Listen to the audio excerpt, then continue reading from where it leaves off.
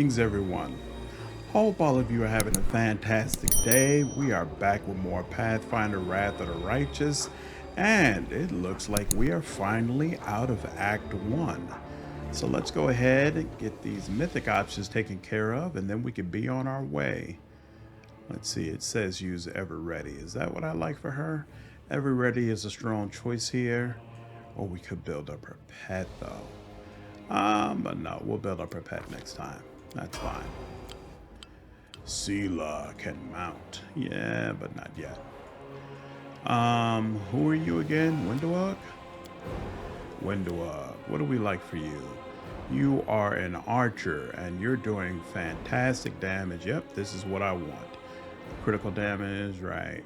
Or kill them 10 feet. And they just patched this because before it wasn't doing damage to enemies within 10 feet, but now it is. So let's use that.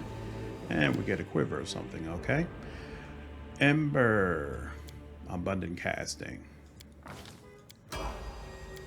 Darren. Ooh. Yeah, let's go with boundless healing instead of abundant casting for now, actually. And then Camellia, abundant casting. All right, and Simba is good. Okay. And now, I think that's it. Let's get into Act 2. Very, very exciting. I think we're making very, very good progress. Should have this playthrough all cleared up before the game fully releases. Make way. Warrior Queen coming through with a round for the heroes. Whoa, the heart is packed. And you considered nixing this little shindig, Beth? I did consider it, and I am still considering it. It hasn't even been a week since the last demon was booted out of Canobris. And we really should be in a period of mourning for all the city's fallen. But the people deserve to celebrate. And he deserves to be honored for saving the city and possibly all of Mendev. If you want to heap more praise on me, don't hold back. Now that's how you celebrate your achievements. According to the Watch reports, there has been no demon activity whatsoever outside Canobris. I get the feeling the fiends are as shocked by what happened as we are. What happened in the garrison, what you did, it was a miracle. I truly believe that the gods remembered us and decided to intervene. Beth, come on, you agreed. No serious business today. All right, I'm done. No more. Who would have thought we'd be celebrating a successful attack on the Grey Garrison, our own fortress, and that we'd blow the roof off the place? It's simply unforgivable. Comes a cheerful voice of someone sitting at the far corner of the table. While we're on the topic of the roof, there's already a rumor going around that you have been blessed by Iomade herself. And it was her power granted to you that destroyed the garrison's walls and roof. And it turns out the people want a little piece of that blessing for themselves. The townsfolk are gathering chunks of the garrison's rubble as souvenirs and talismans. And I'm sure they'll hit the black market soon enough. Oh, yeah. Here, breathe on this for me. For good luck. Breathe on the stone. We need all the luck we can get. Nice. I'll put it on display at home. Or maybe I'll make a hole in it and wear it as a pendant. Nevi! What are you on about now? What do you mean? Do you see many people at this table who've been personally blessed by Iomade herself? Well, a couple perhaps. Says the same mirthful voice that joined in before. Iomade's blessings are not conveyed through stones, and as public officials, we really shouldn't. Irabeth looks to the end of the table where the voice originated, and her eyes widen as her words trail off. I feel a little chastened after what you said about public officials. But I myself have acquired a few pieces of stone, and also wish to ask our hero to breathe on them for good luck. So, what now? Are you going to toast me out of this fine establishment? The woman dressed in unshowy finery raises her eyebrows. Your Majesty. Yes, it is I. I made the journey here to deduct the cost of repairing the garrison roof from your salary. We have not been introduced. Galdfrey of Mendev. Do not move. The queen has graced us with her presence. As you can see, yes, I am here. Your Majesty, we were just... I'll have them arrange. Calm yourself, Commander. I deliberately came here without any fanfare because I did not wish to draw attention away from our honored hero here. My personal guard and the force I brought with me are standing watch outside the city. I ordered all your sentries to stand down. They also deserve a break. Every person who tirelessly fought to save Canabris will enjoy themselves today. And my reinforcements will ensure peace and order. Will you join our celebration, Your Majesty? Please, don't Your Majesty me. We are in a tavern, not my court in Erosian. Address me as you would any comrade in arms. Concerning the celebration, as you can see, I already invited myself. I couldn't pass up the chance to meet the new hero all the Crusaders are talking about. And soon, not just Crusaders. We all need to get some rest. Because grand new deeds lie ahead, yes? Your Majesty, my dear cousin. Count, I admit I was surprised to learn that you valiantly joined the ranks of the city's defenders. Pleasantly surprised. I live to please you, my queen. My first thought when Deskari cruelly robbed us of noble Tarendalev and half of Canabris' crusaders in one fell swoop was of you, my queen, and of how these events would weigh heavily on you. No one could have foreseen the demon attack, and we have so successfully held the defense here for 4 heroic crusades. I'm going to drown him in the nearest well this very night. Irabeth mutters. I value your dedication and your eloquence. I hope you will continue to aid our soldiers. Not a chance.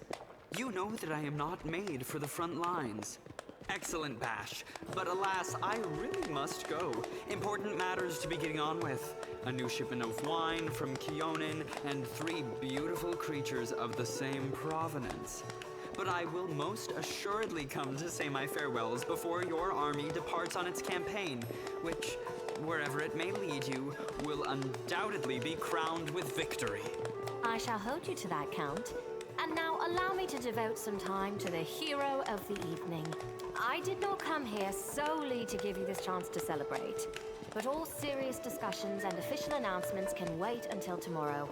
I have big, big plans for all of you, especially for you. But I want to keep you in suspense for a little while longer, so I shan't say another word. Let us mark this victory. My first toast is to you, the hero of Canabris. Now, what are we drinking? The fires of Canabris have died down. Now the army's path leads to the walls of Dresden, a fallen citadel that the Crusaders have been trying in vain to reclaim for 70 years. The new piece on the board might give their efforts some added momentum.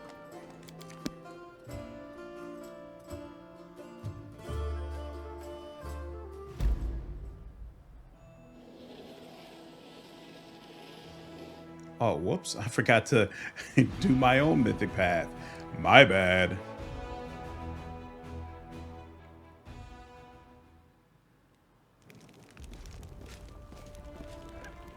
Is that him next to Irabeth? The hero who saved Canabris? The queen is coming. The queen! Rise, warriors. Today is a day of sorrow and pride. Sorrow because we weep for our brothers and sisters who perished in Canabris. Pride because despite demonic treachery, our heroes repelled the attack and saved the city. I, Queen Galdfrey of Mendev, declare this day the first day of the 5th Crusade. And I am glad to introduce the one who will lead the attack on the forces of the Abyss. The hero of Canabris, Knight Commander of the 5th Crusade. Your leader from now unto victory or death. And Hooray now to- it's time to rest. Everyone is dismissed. Everyone, return to your orders, camps. The troop review is finished. I'll give you some time to look around the camp, and then I shall expect your presence at headquarters.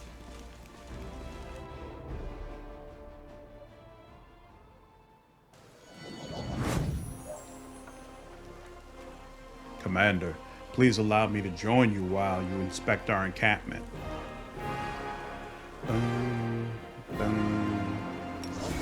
Whoops. I didn't mean to do that.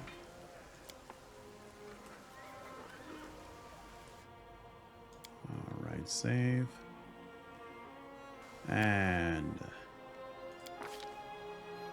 we are going demon. So we get a gore attack while we're in demon rage. And brutality incarnate. Let's see what that does to my damage.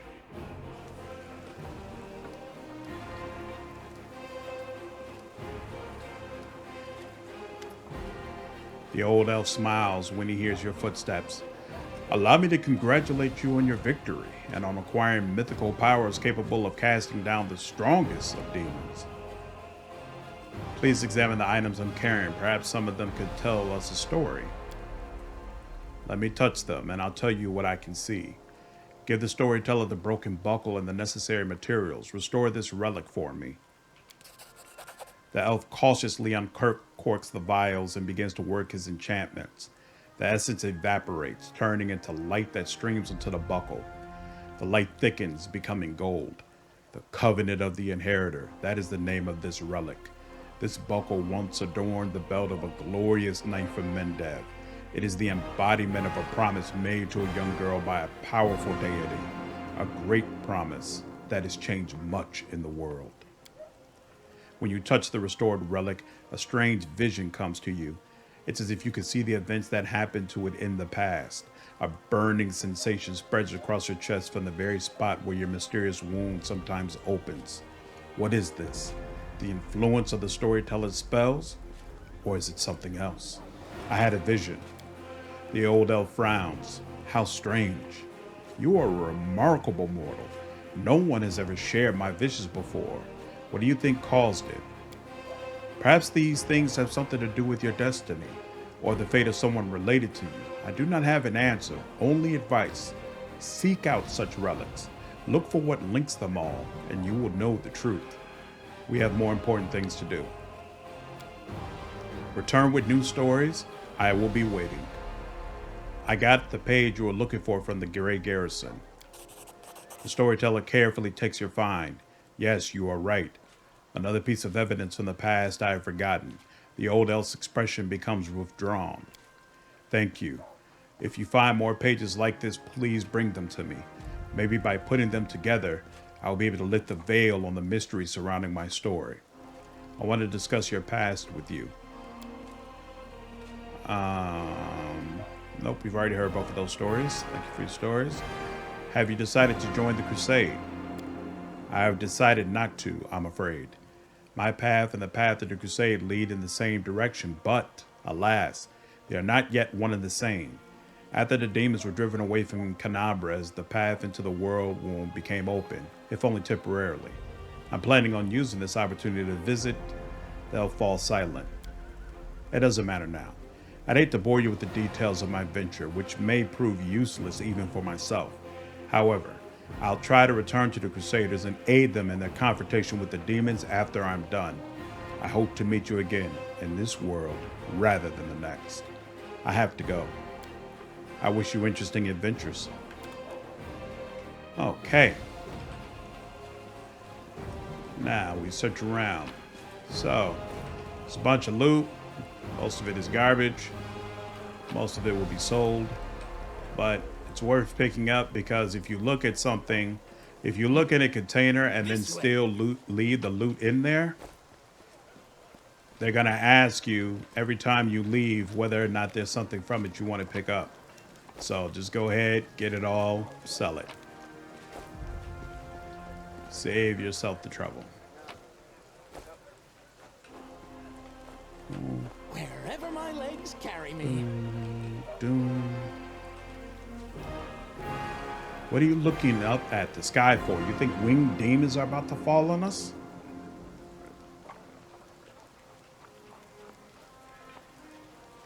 Yes, useless uplanders. The most dangerous enemy is the one that attacks from above. This is why camps are set up in small caves, and here, all of us are in full view. A well-dressed old dwarf is lecturing a motley company, shaking her ladle at them belligerently. Noticing you, she flings up her hands. Good afternoon, your commanderness. Do you remember us? We're the crew for the next door theater company, the one you saved in Canabras, back when you weren't your commanderness yet. As you can see, we've come on the campaign with you. We signed up to clean pots and mend the soldiers' clothes. Keeping up a theater is expensive, so we all have to take side jobs. But we don't stop what we're doing. We're going to put on a play about your legendary feats. Of course, the crowd scenes are difficult. We can't find the people to play the hordes of demons, and we decided against using a ritual to summon real demons. Luckily, we have Master Kim. He's invented a way to solve this problem using sound. We caught a pig and some piglets who ran away from our burned out village. The glum and husky half-orc mumbles softly. We put the piglets in a box and scare them a little, and the sound they make is just like an approaching demon horde. But the most important question is, of course, choosing the lead actor who will play the great Knight Commander. We had to write Barney over it, breaking a number of lances as well as a shovel, a rolling pin, and a set of back scratchers, but we just couldn't decide no matter what. Maybe you can help us. We have 2 candidates that are most suited to the role. One will have the honor of conveying your heroism up on the stage, Commander. A Cyclops actor? He's completely tame, believe me. Has a few issues with articulation, but what a powerful physique. We'll make him a nice costume, wash him up, brush his hair. Truth be told, in our show, you mainly just make short, heroic exclamations at the fateful moment, like, onward, or, we'll never give up, or, my heart burns with courage. Lambkin can definitely handle the script. Is this sweet half-elf a candidate for my role? Of course, Lily is most impressed with you and wants the role very, very much. Differences in appearance don't matter. She's a wonderful dancer, which would allow us to introduce elements of ballet into the play. Don't you have any other actors who even vaguely resemble me? We're a small and poorly funded theater, and we only have a few actors, but they're all so talented, one of a kind. I've chosen the ones that are best fit for your role. Trust my vision. I have more than a few successful plays under my belt. All right, I've made my decision. The entire crew looks at you, holding their breath. I will be played by Lambkin, the Cyclops. Wonderful. Sorry, I didn't realize that he raised his fist in triumphs before. Wonderful. Sorry we took you away from all the important things heroes and commanders do. We're off to rehearsal. I mean, first we'll watch some pots, then we're off to rehearsal. Let's go, you lazy lumps. Don't embarrass old grandma now. Awesome. No secrets can escape my prying gaze. Actually, we'll get that later.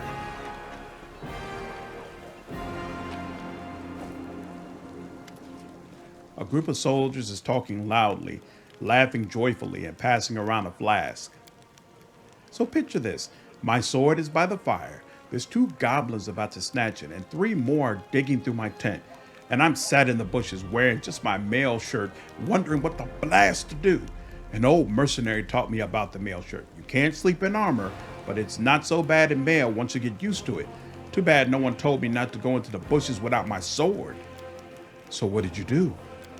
What did I do? I barked like crazy.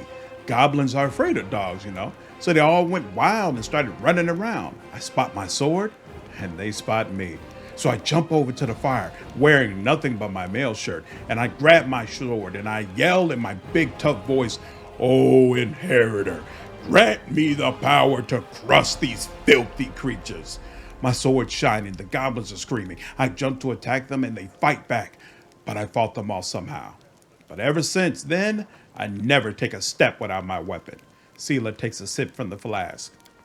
Ha ha ha, that's some story. Hey, stop gulping. Leave some for us. We've only just set off and you're already drinking. And with the queen in the camp, stop this at once. The knights quickly snap to attention. Sela raises the flask and says loudly, "Right you are, Commander Tirabade. We are but drinking to the Queen's health." Chaotic takes Sela's flask. "Give me a sip too. To Her Majesty's health." Irabeth rubs her forehead with the palm of her hand. "Commander, are you sure this is the right way to train your soldiers?" "Never mind. It's your business."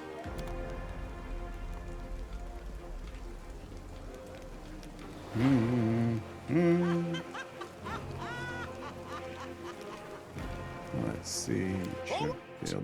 No, backwards. I'm not talking to anybody because all of them basically just say, hurry up and get back to the Queen. So you basically got to do this whole walkthrough again after speaking with her. But if you skip this, one, you're missing out on XP, but two, there's some loot that is only available now that gets switched out to different loot after you talk to the Queen. Weird, I know, but it is what it is.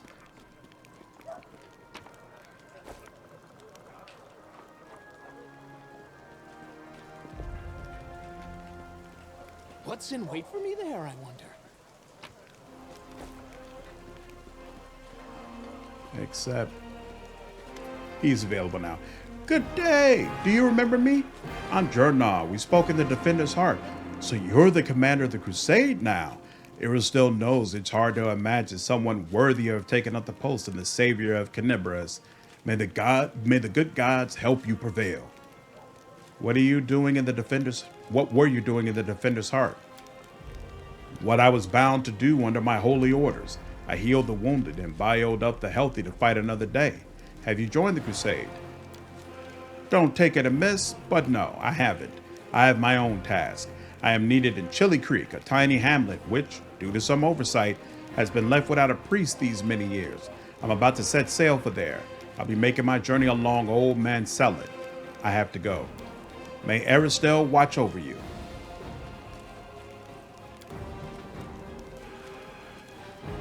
What are y'all two arguing about? The burly soldier with an impressive beard greets you with a broad smile. Wilson Garms, the camp quartermaster, at your service. How may I be of help? Tell me about yourself. The quartermaster looks away sheepishly. There isn't much to tell, really. I was born in Canibras in a humble family. I got an education, taught myself to read and write. Got drafted into the army, spent 3 years as a shield bearer in the first line. I left after I did my time and joined the Stonemasons Guild, then moved on to the shipwrights and rose to a crew chief. Sailed to Iberia twice and returned with goods. Made some money, built a house, but haven't started a family yet. I think I will after we are done with this war. But a few years ago, something started gnawing at me. I got this feeling like I needed to go home, that there was a storm headed for my native city. And when there's trouble in Mendev, there's only one thing to do. You go to the recruiter and sign up for the army, and so I did. At first they wanted to make me an infantry sergeant, but then they decided I'd be a better fit in the supply department. I can take care of army property, and I'm pretty handy around a warehouse, not to mention I know how to manage a band of helpers. And so that's how I became a quartermaster. Wilson gives you a shy smile and shrugs, as if this were a wholly unremarkable story typical of any crusader. What are your duties in the camp? Little bit of everything. What's an officer to a soldier? A strict father. So what does this make a quartermaster like myself? Something like their mom, that's what. I make sure the lads have everything they need to defeat the enemy and come back from battle in one piece. Wilson starts ticking off his fingers. That means food, firewood, medicine, tents, mended clothes, fixed weapons. The horses have got to be fed and watered, the camp's got to be fortified by the evening and broken up by the morning. I make sure the wages are paid on time and the wagon wheels don't squeak. And then there are reports. Gods, until you ask, I never realized how many duties I actually had. What do the soldiers think of their new commander? They mostly tell tales about your unusual power, but they don't shy away from talking about you as a person too. Soldiers are always like that. If Iomedae herself defended from heaven, you bet they jabber on about how she grips her sword and how good she looks in her armor. Word is that you're one of them smart alchemists. You know, all kinds of ancient formulas. You can cook up a healing potion or on a corrosive tincture against your enemies with nothing more than a fistful of duff and a ladle full of rainwater. Some also say that you can brew top-notch moonshine too, and that's why the queen came all the way here from Nurah. But I put paid to those chuckleheads right sharpish. See, stuff like this, that's why I don't like bouncing around between different classes when I do my builds. Like you've probably noticed by now on the channel, a lot of my builds are more so for role-playing purposes, not about min-maxing. I'm doing min-maxing right now because I didn't have much faith in natural weapons to begin with. And this build is crazy powerful, so it's fun. But it's probably the last time I'll do something like this. Most of the time, I have a particular type of character in mind, and then there has to be a build that goes along with that character. I don't just bounce around to whatever gives you the best feats or skills for a particular fighting style, because you end up with stuff like this where I'm not an alchemist at all. I ain't never made a single potion. I just dipped into it to get them a strength mutagen, but because I've got 2 levels of it, he thinks I'm an alchemist. I hate that. I hate that kind of crap. All right, anyway, moving on. We're not going to go into the store until we've got all the items. I have to go. All right. Examine the campsite at Eagle Watch. I thought I already did that. This way. Isn't that this here? Apparently not. What the hell? This absolutely is it. And it's not popping for me. Eagle Watch encampment. I'm walking around right here, ladies and gentlemen. Oh, wait. Didn't I miss one of these tents, though? This is Nurah Dindawar's tent. Seems like she brought up unnecessary items along with her. Sure did. Let's take them all. There we go. That's the problem. I didn't examine this tent. And there's one other tent, right? Wherever my legs carry me. There we go. Take that, take that. Take that. The massive bed is clean and neatly made. Only commanding officers are allowed such a luxury during marches. There we go. Okay, we're good.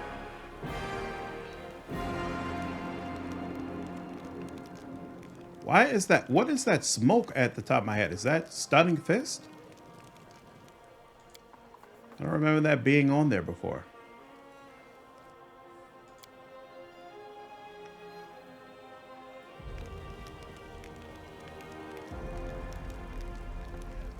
Oh.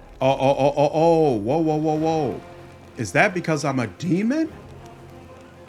Is that like, oh, are those the horns? Is that what that is?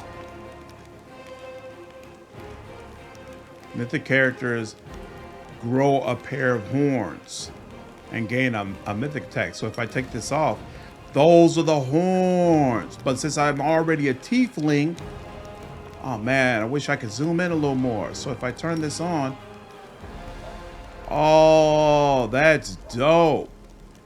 Oh, feel the evil when you're close to my presence. Hell yeah. Okay.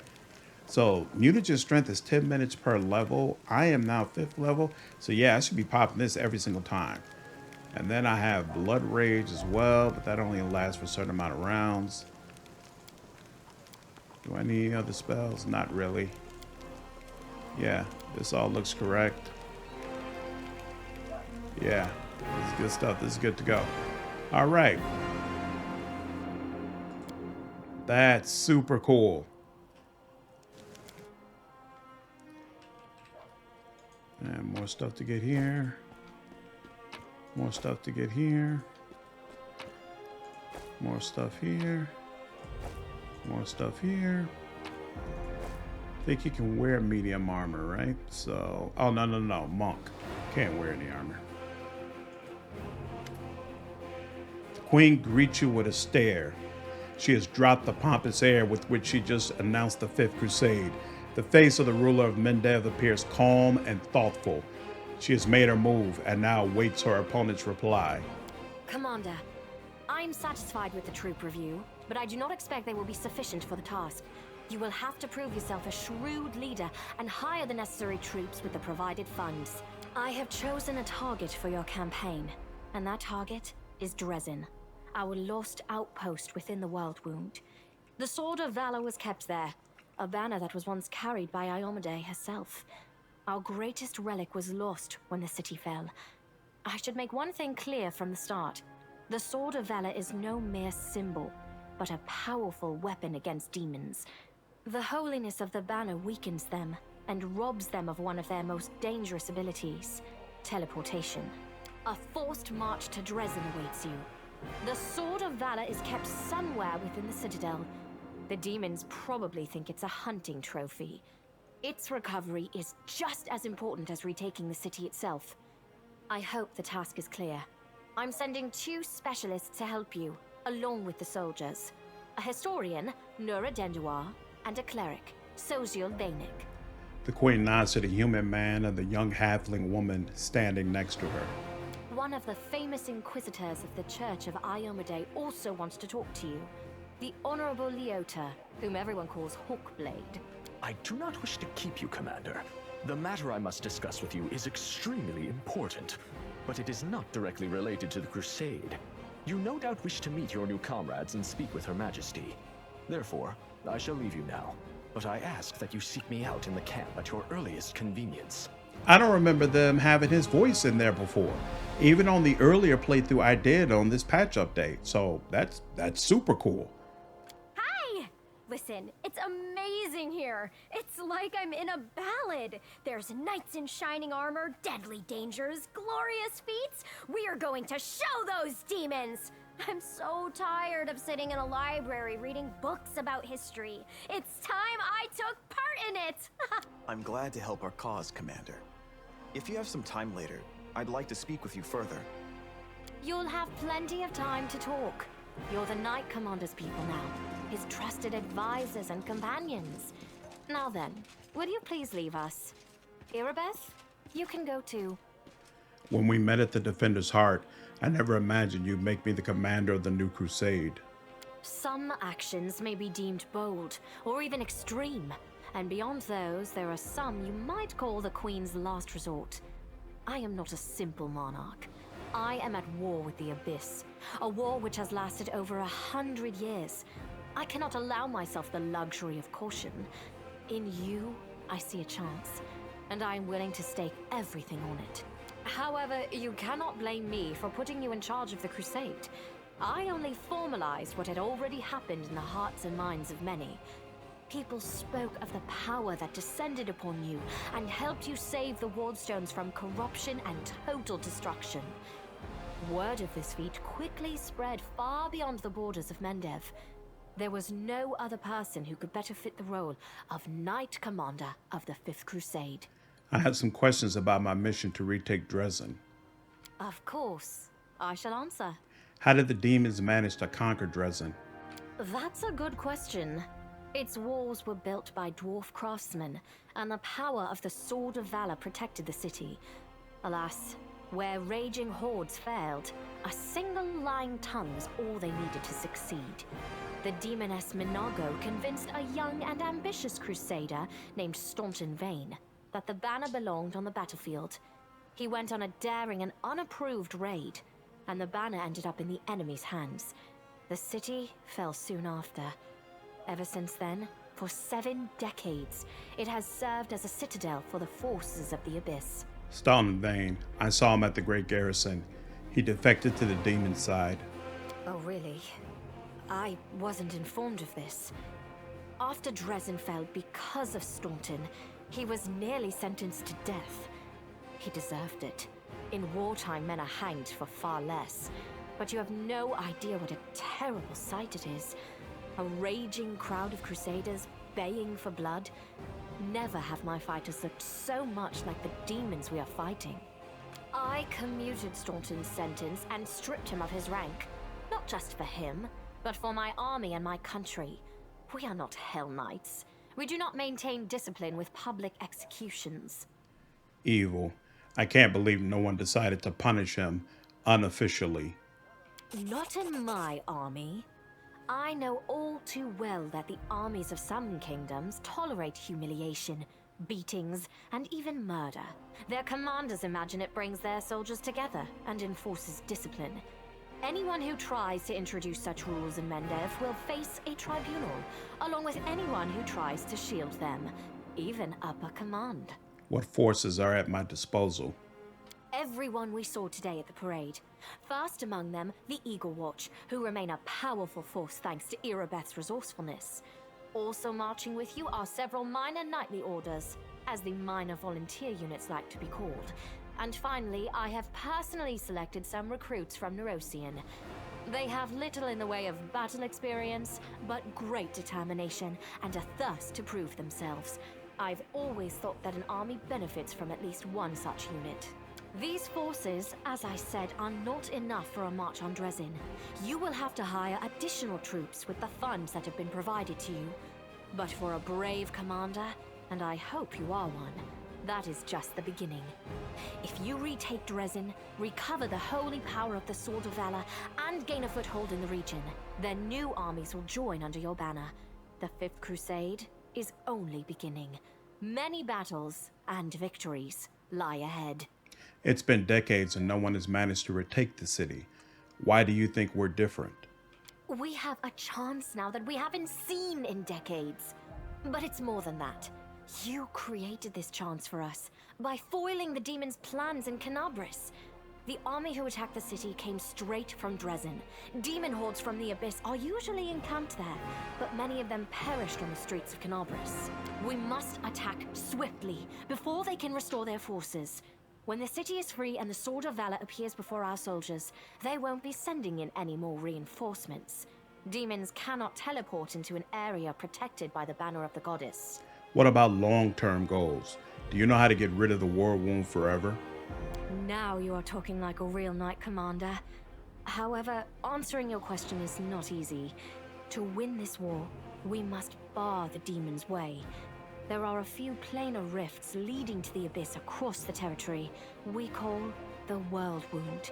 The best specialists we could find have tried to close them on separate occasions, with no success, as you may have guessed. The Worldwound is more than just a chain of portals to the Abyss. We do not understand its nature yet. The methods of rift closure known to magical science simply do not work here. However, we have a hypothesis, and a rather well-grounded one, that we must begin at the source of the problem, the place where the Worldwound was opened. The main rift lies through the city of Iz, and the Threshold Fortress, deep in the former lands of Sarkoris. We have never managed to fight our way so far and gain a foothold to allow the mages to explore the origins of the Worldwound. So, the next step, after you succeed in Dresden, is an offensive push deeper into the Worldwound, with the aim of reaching Threshold. The very threshold of the Abyss. I have no more questions. Wonderful. Did you know that the souls of angels from heaven are confined in the Wardstone? As much. Many angels fought alongside us in the First Crusade. Heaven was unable to mobilize its full might to aid us, but individual celestials volunteered to fight for our cause. Then one day, they all vanished, saying that they were setting off on an important mission. Not long after, Iomede's herald erected the first wardstone in Canobris, and then the others in cities across Mendev. Even back then, I had nagging doubts, but my faith in Iomede easily assuaged them. It is for us to serve the goddess after all, not to question her works. In any case, I am glad you did not allow the demons to commit sacrilege and gain control over the wardstone in Canobris. We might have lost one of the wardstones, but the chain is still standing. You should know I received an unusual gift in the caves beneath Canabris. In a vision, I saw the death of an angel called Lariel. Somehow, he was able to grant me the ability to reveal the light of heaven. Lariel. I knew him. He disappeared shortly before the Worldwound grew, and Dresden fell into the enemy's hands. In the chaos, we had more important concerns than investigating the fate of a single angel. Even one so righteous and beloved as Lariel. And afterward, matters took a turn for the worse. The angels left us to go on this special mission. It is so strange to hear the names I used to hear when I was young, like getting a message from the past. It is sad news, but it brings me back to the times when we strongly believed in our victory, and we rushed headlong toward it without fear. Could it be that such times have come again? Show the Covenant of the Inheritor. Do you remember this? The Queen's eyebrows shoot up in surprise. Wherever did you get this? I thought this relic was destroyed many years ago. How strange it is to see it whole again. And one time it gave me hope. Queen Galdfrey's hand twitches as if trying to reach for the relic of its own accord, but the Queen stills this movement. I am pleased that this object will serve the Crusade once more. I had a vision of Iomedae giving her covenant to you. The Queen's lips flattened into a hard line. I was young and did not fully understand the magnitude of the duty that had been entrusted to me. Iomedae gave me hope and strength to see me through the trials ahead, and in doing so, she won my everlasting loyalty. Do you still remember the oath you swore in battle? Always. The Queen's gaze grows distant. No matter how arduous, no matter how dark the skies, no matter how much blood flows from my wounds, I shall stand with you. We shall fight for our loved ones and our friends, for the right to live and die free. We shall do everything we possibly can, and after that, we shall begin to do the impossible. And if the hour should come when our arms can no longer raise our swords, our bodies will become a shield to cover those who still have strength to fight. I, Galdfrey, Queen of Mendev, swear this to you. This is my vow. You withstood a blow from Areelu Vorlesh in that battle. I would proudly declare that to be true and say that even Areelu Vorlesh could not kill me on her first attempt, but to do so would be boasting. I was protected by my goddess.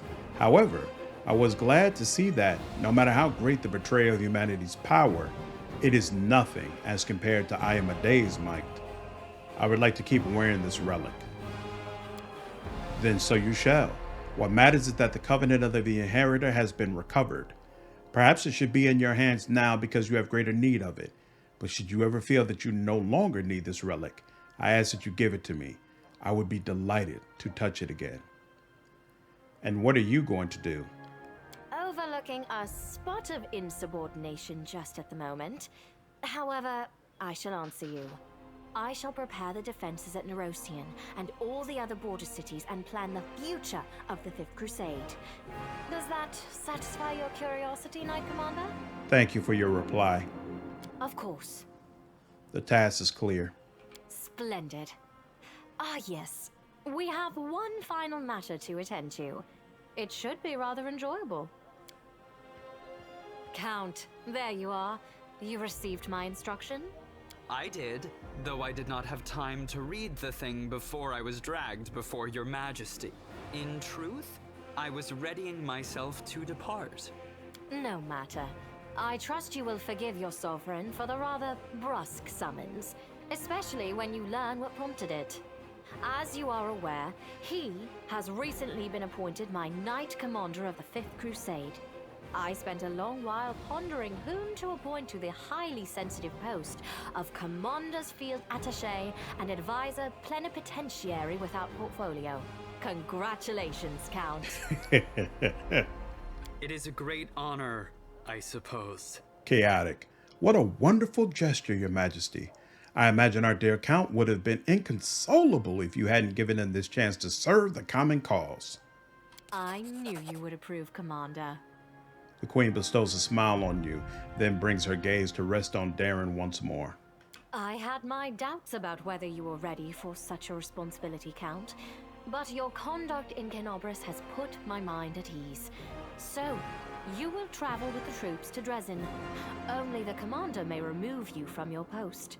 But I trust that you will dutifully fulfill his orders and make a good showing of yourself.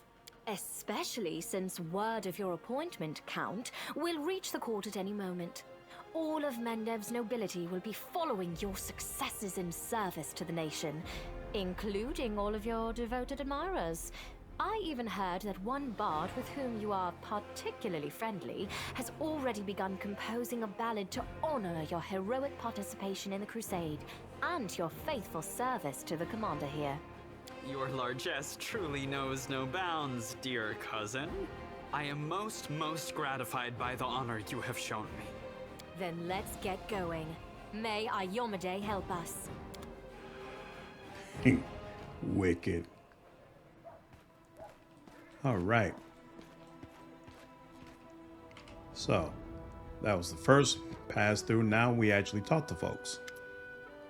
Anivia sweeps an inquisitive glance over you. So tell me straight, how'd that brawl at the Great Garrison end? I heard the rumors, of course. It's kind of my job, to listen. You've no idea what cobblers the Crusaders say about you. Some say that Ayomide came to you and appointed you her herald. Others say that you died, and an honest-to-God's angel is now leading the army disguised as you. Still others say it was just an explosion at an alchemist lab, and I'm the one spreading rumors about your powers. I wish. But you really have changed since the Great Garrison. It's hard to describe, but you become kinda... Anivia waves her hand, trying to find the word. More dangerous? Yeah, exactly. More dangerous. I have a gut instinct about these things. If I didn't, I'd already be dead. You're dangerous, Commander. And by Desna, I hope you'll be dangerous to our enemies and not to us. Or to yourself. I have to go. All right, you watch yourself now.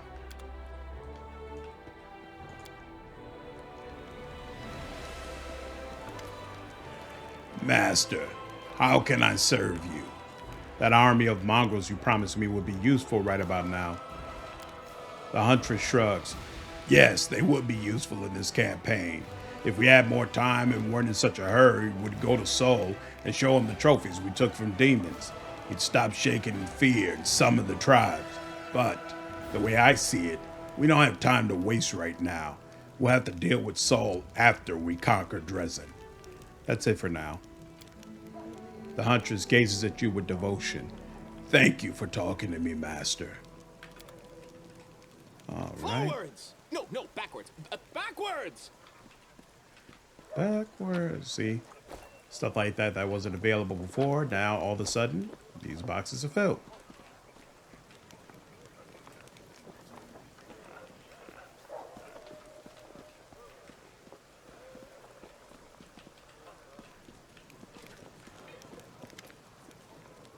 Ember is bobbing her head and humming a tune.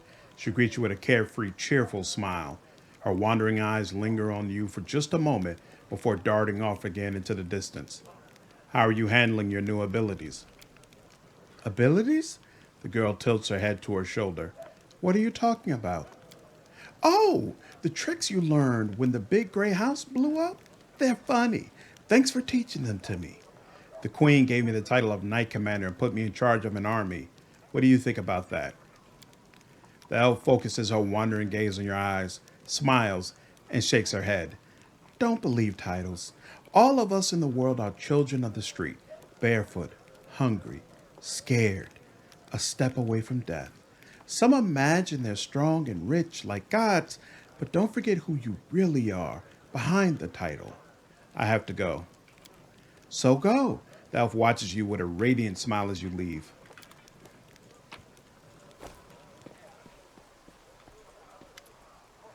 Commander, allow me to say something. Irabeth looks even more serious than usual. Before you, this wasn't a war. It was agony drawn out over decades. No one believed in victory anymore. When the demons attacked the city, for some it was a relief. At least the end had come. They laid down their weapons and surrendered without a fight. I felt the same thing, but I somehow got through on stubbornness and the vague hope that if nobody found Anivia's body, she might by some miracle have survived. And that miracle was you. You returned my beloved to me when I'd nearly lost all hope of seeing her alive again. Then you went on a suicide mission to the Great Garrison and won the city back for us. You turned a defeat into a victory. I know it wasn't easy, but you make everything seem so effortless. You do everything just like that, she says with a snap of her fingers. The Queen believes in your powers too, but for me, they're just more proof of what I felt that day when I saw Anivia alive, standing next to you. You're the miracle we've been waiting for. You're the one who will finally put an end to this terrible war, and in spite of everything, deliver us the victory we so desperately need. With you, I'm sure this crusade will achieve what the others could not. So it turns out that the Queen has her head of counterintelligence watching me. I wonder why. You think the Queen doesn't trust you? If that were true, she wouldn't have put you in charge of this army. My main task is to be your advisor until you've gained enough experience as a commander. As for counterintelligence, Anivia and I were tasked with keeping an eye on your inner circle, but you're not under suspicion, Commander. You're under our protection. It's hard to believe your origin is so humble. You deserve a noble title more than many who inherit them. Irabeth's cheeks blush a little. Thank you, Commander. It's an honor to hear that, especially from you.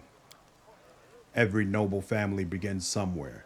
You must have heard the recent story from the Stolen Lands and the River Kingdoms. Just imagine coming from nowhere and making it all the way to a royal crown in just a few years. Sometimes I wonder what would happen if I managed to distinguish myself somehow. But then I push away such unworthy, selfish thoughts, of course. We don't fight for rewards. The fate of the world is at stake. And yet, Irabeth's blush deepens, and she falls silent. I found a scabbard with your family name on it in the Grey Garrison. Irabeth looks down. This scabbard held the Solemn Hour, my family sword. My father once fought with it, and I took it when I left home to become a paladin. Alas, it was not stolen. I parted with my heirloom willingly to help someone dear to me. Anivia needed expensive healing, and, having no other way to procure the money, I pawned my father's sword. I think he would have understood. I'm sure he would have given up everything to help the family. I hoped to redeem the Solemn Hour eventually, but there was never enough money, and soon the sword disappeared from the pawn shop altogether. I have no idea who took it. Seems like I have to part with my father's sword forever. You had the Order's coffers at your disposal. Actually, is Anivia sick? You'll forgive me if I don't go into detail. It's a private matter. Suffice to say, everything is fine now. The treatment was costly, but it was worth it. Chaotic, you had the Order's coffers at your disposal. How can you even suggest that? Irabeth lovingly traces the name imprinted in silver on the scabbard's leather. My parents were loyal servants, yet it wasn't enough to earn them a title or a coat of arms. Still, however humble our name might be, it is worth something. I don't know if I'll ever see the Solemn Hour again, but at least I have its scabbard back. Thank you. I have to go. Irabeth says goodbye with a short bow. And look, more stuff.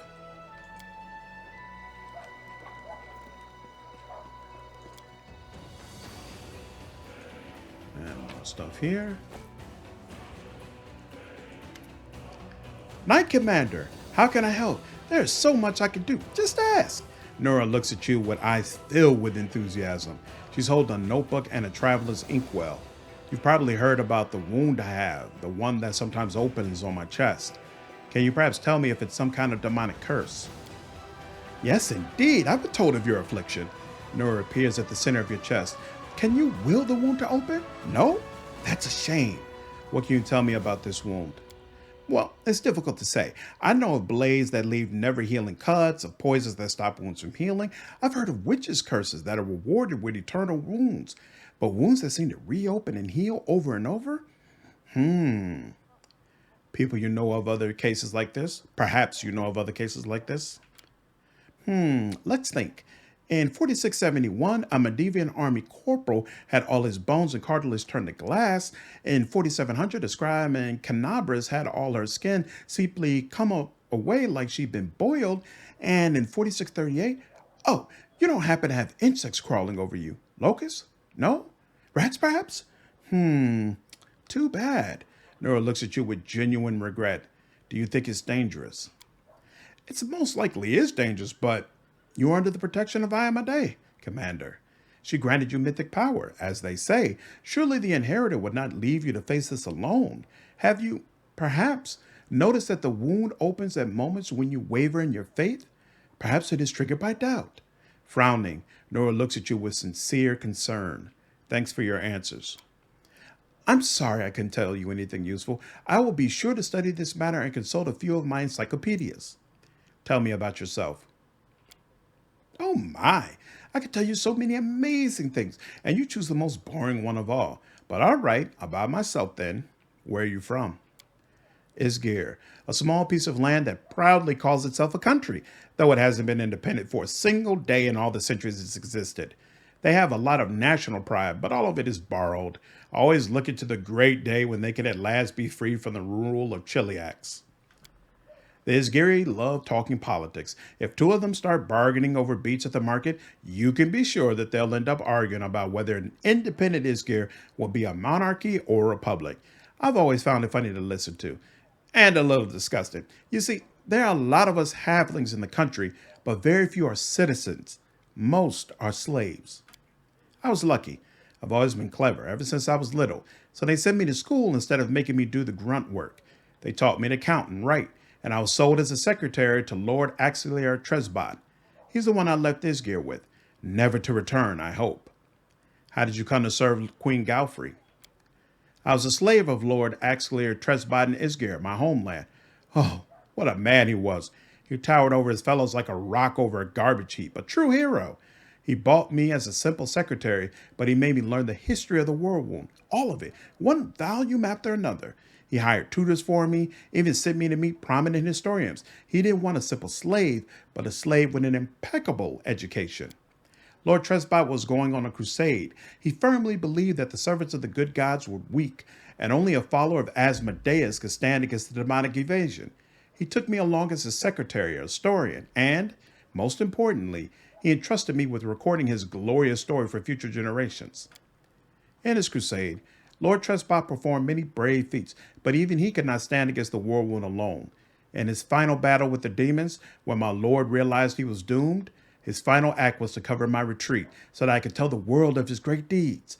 Some people have said what he did was not heroic, just an arrogant moron puffing himself up one last time, but I say curse their tongues. My difficult journey ended in Mendev, where I found my freedom. There, I published Lord Tresbot's biography, and I don't want to boast, but who am I kidding? Of course I do. The book sold in great numbers and made me rather famous for a time. That's what brought me to the Queen's attention. She invited me to her court. After all, she was curious about my deceased lord, and she was in great need of an expert on the history of the Worldwound. I hope you'll find me useful as well. So you're not just a historian, but a writer too. Will you write a book about my crusade? Why not? As soon as we finish off the demons, I'll get right to it. Just take care that you don't end up like Lord Tresbot. Do you worship any deity? She makes a wry face. When I was a slave in Isgir, they would beat me with a stick to force me into believing in Asmodeus. They hit me and said it was for my own good. Ever since then, I don't like temples. I realize there are different gods like Desna or Caden who teach goodness and freedom. But it's just, as soon as I smell frankincense, I see the slave driver's stick.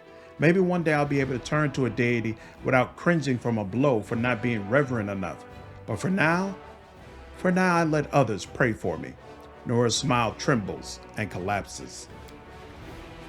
Nurah wanted to add something, but decided to let the painful subject drop. I don't remember what that perception check tells you. Thank you for your answers.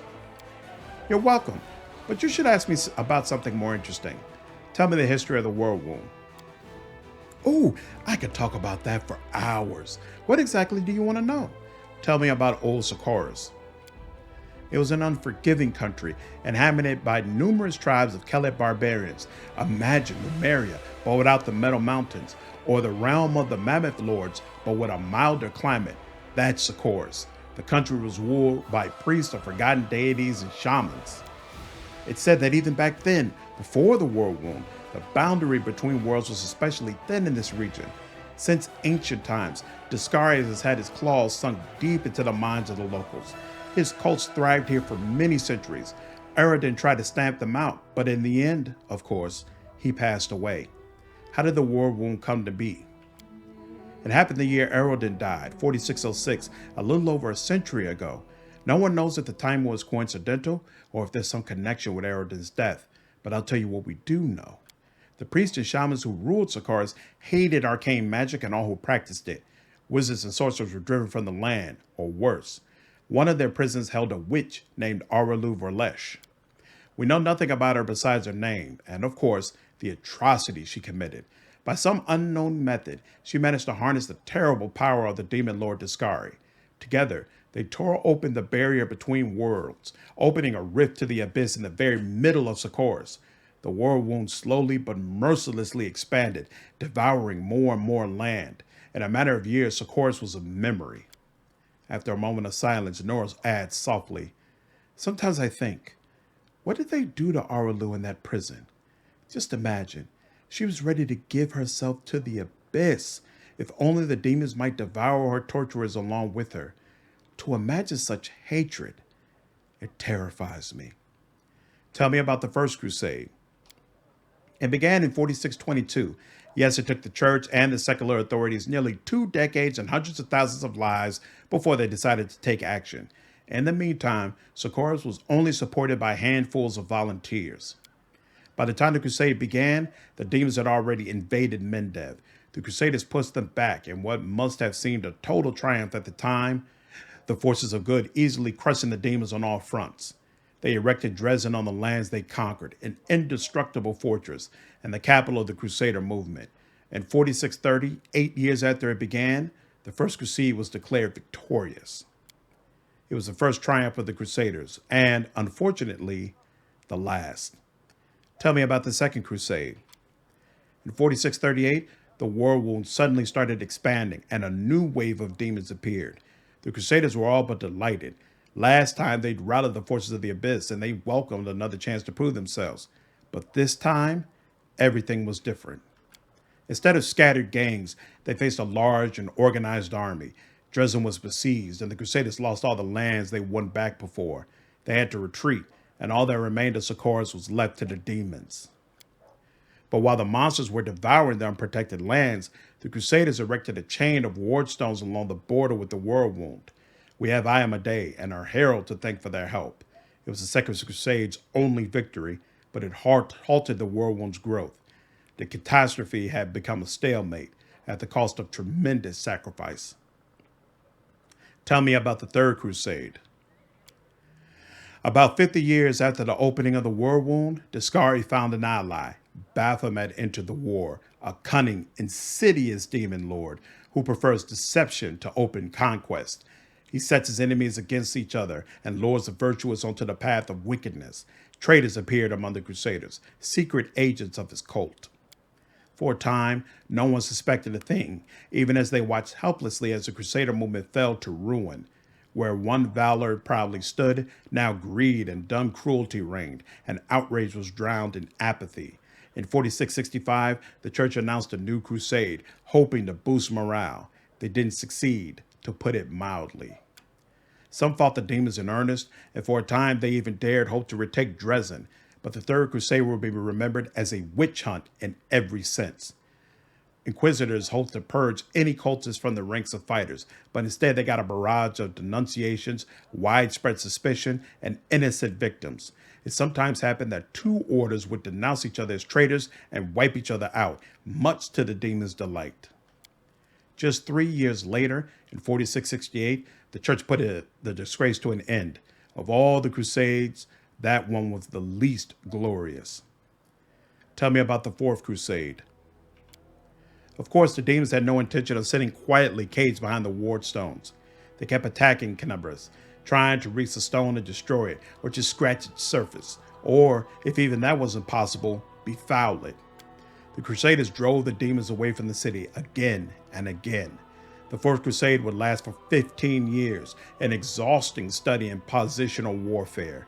The demons attacked and they were pushed back. The Crusaders went on the offensive but were forced to retreat, and all the while, the losses were tremendous. The Fourth Crusade's only achievement was that they didn't let a single wardstone fall. They didn't retake a sliver of land, to say nothing of Dresden.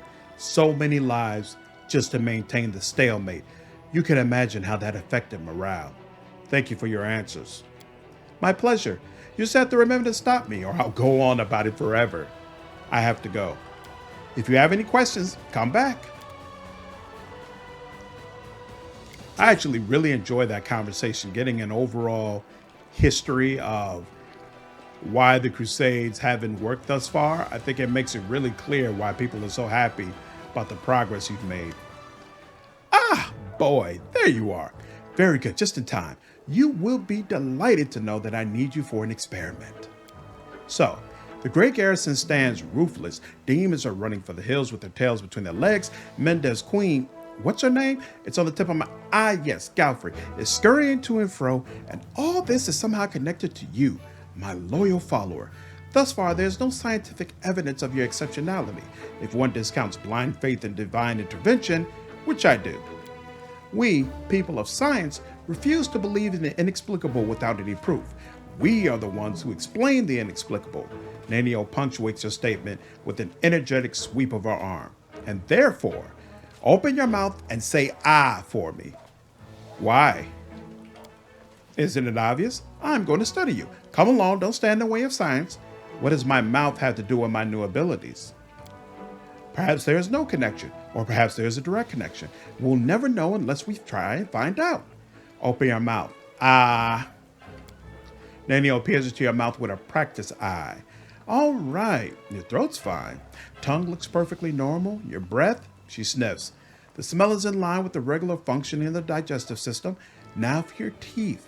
She sticks one hand in your mouth and probes each of your teeth in turn with the skill of a seasoned dentist.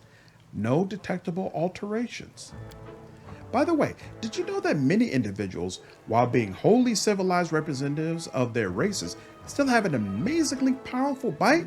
As if suddenly recalling something, Nenio promptly pulls her hand out of your mouth. Are you really trying to find a correlation between fang length and civility? Nenio seems slightly embarrassed. For the good of science, I look for correlations everywhere and in everything. How can you prove there's no correlation if you don't bother to look for one?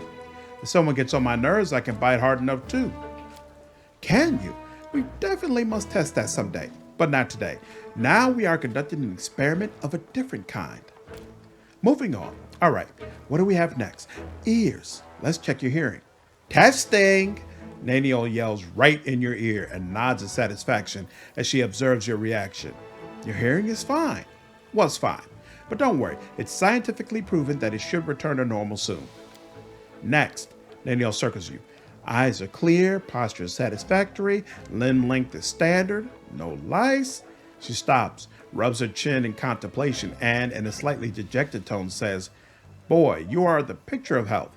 It's a pity. I was expecting to find some anomaly. Well, now let's assess your mental state. Imagine a hypothetical situation. You are a tree. 2 squirrels have found their way into your hollow and are now copulating there. What do? What is this nonsense? This nonsense, as you call it, is a unique methodology for detecting secret tendencies hidden in one's subconsciousness. It was developed by the greatest scientists of modern times. Now, focus on the task at hand, if you please. Let them copulate. Why should I care? An unconscious act of good, allowing 2 lesser creatures to procreate while protecting them during this crucially important process. On to the next question. Another hypothetical situation. You are a tomato. You have just been picked from the vegetable patch and put into a crate. You know that today the cook will use half of the tomatoes from your crate to make soup. What do? I try to dig deeper into the crate. An unconscious act of rejecting the unspoken rules and laws underpinning the functioning of the universe. Yes, it's all quite clear to me. An absence of any desire to obey anyone, in addition to kindness and concern for the weak and powerless, your reasoning is like that of an Azada. On that note, I deem this experiment complete. Thank you for your participation. Nenio looks at you pensively and then gestures at you with a wide sweep of her arm. And yet you remain a puzzle to me. I love puzzles. One of these days, I will solve you completely, unless I forget. Now I have time to answer your questions. Come on, ask away. I have to go. Super cool. They didn't have that dialogue before saying that, hey, you're probably an Azada or something else due to the way you're answering these questions. So for me, The demon does not interrupt the frogs because he's This way. perverted. It has nothing to do with protecting them. It's that he enjoys watching. But I guess it's probably too much to expect the game to be able to interpret and understand that. Where's Sela? Oh, okay. Here she goes. Hello. So, what do you reckon about everything that's come crashing down on us? All the responsibility, command, this new power? This is what I was born for. I envy your confidence. In a good way. It's great to believe that everything is going the way it should. I'm still frightened by what happened in the Grey Garrison. Were we really chosen? By Iomade herself? You know, back when I was a snot-nosed kid who just started down the path to becoming a paladin, I imagined once or twice that I was going to do something heroic. The lights would shine down on me, the trumpets would sing, I'd hear the voice of the goddess, or at least her herald, you know? I'd be informed that I had been chosen for a great cause. But that's the point where my imagination always failed me. Somehow, it really happened. Without all the trumpets or the herald or even anyone explaining what I had to do. Though it's clear as day, my place is here, in this demon-ridden wound. Quite a lovely war going on, in fact. Endless, I hear. I'm gonna need some time to wrap my head around this. Spare me an hour and I'll crawl into some dark corner and whine about my hard lot. What can I tell you? I cry easily. Thank you for speaking with me. Until next time. See you. Wherever my legs carry me.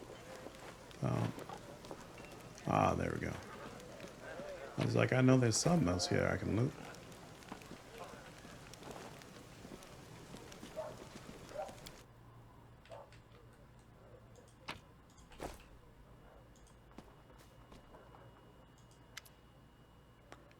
Well met, Commander.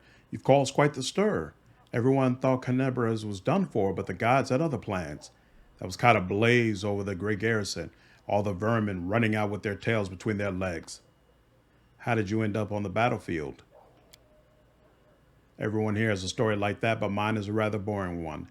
Believe it or not, it was bureaucracy. When the old rector of the Canebras temple died, may Abadar rest his soul, the church required a replacement. I volunteered to serve for 30 years without incident. I prayed, organized festivals and funerals, bought candles, sanctified water. Boring, mundane things that make up the daily routine of civilized society. But then civilized society failed, and it was time for me to go to war. Praise Abadar, who led me through the ruins to the defender's heart. All right, and I've heard everything else from him. Let me check the scrolls he's selling. I don't need any scrolls, but just want to check at the bottom. Right, I don't think he sells anything else of note. Here we go. I don't need that. No.